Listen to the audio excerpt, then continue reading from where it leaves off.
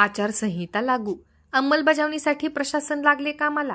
नगरपालिकेने शहरातील विविध राजकीय पक्षांचे बॅनर्स, पोस्टर्स, झेंडे काढायला केली सुरुवात.